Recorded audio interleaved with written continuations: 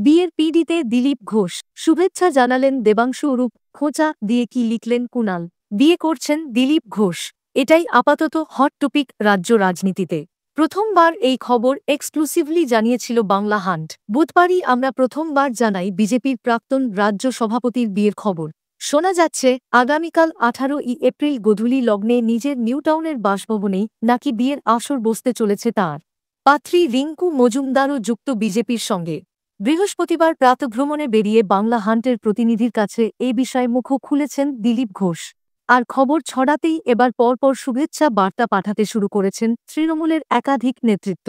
বিজেপির প্রাক্তন রাজ্য সভাপতি নাকি বিয়ে করতে চলেছেন খবর ছড়িয়ে পড়তেই আগাম শুভেচ্ছা বার্তা পাঠাচ্ছেন অনেকে এবার এক্স হ্যান্ডেলে দিলীপকে বার্তা দিলেন দেবাংশু কটাক্ষের সুরে তিনি লিখেছেন অনেক অভিনন্দন দিলীপ ঘোষদা মন থেকে খুশি হয়েছি খুব ভালো হোক নতুন বৌদি আপনার হাত থেকে তরোয়াল কেড়ে নিয়ে গোলাপ তুলে দিক ভালো থাকুন দুজনে আবারও শুভেচ্ছা জানাই কি বললেন দেবাংশু বাংলা হান্টের কাছে দেবাংশু বলেন যথেষ্ট আনন্দের খবর দিলীপ দাকে অভিনন্দন জানাই প্রেম ভালোবাসা বিয়ের বয়স হয় না একজন মানুষ নিজের জীবনটা কিভাবে কাটাবেন সেই স্বাধীনতা থাকা উচিত আমি চাই না এ নিয়ে কেউ ব্যঙ্গ বিদ্রুপ করুন আমি ব্যক্তিগতভাবে খুব খুশি হয়েছি দিলীপ ঘোষের সঙ্গে আমার রাজনীতি আদর্শ হয়তো মেলে না কথাবার্তা হয়তো আমি সমর্থন করি না কিন্তু একজন মানুষ যদি সিদ্ধান্ত নেন নিজের জীবনটা নতুনভাবে শুরু করবেন তার জন্য সব সময় স্বাগত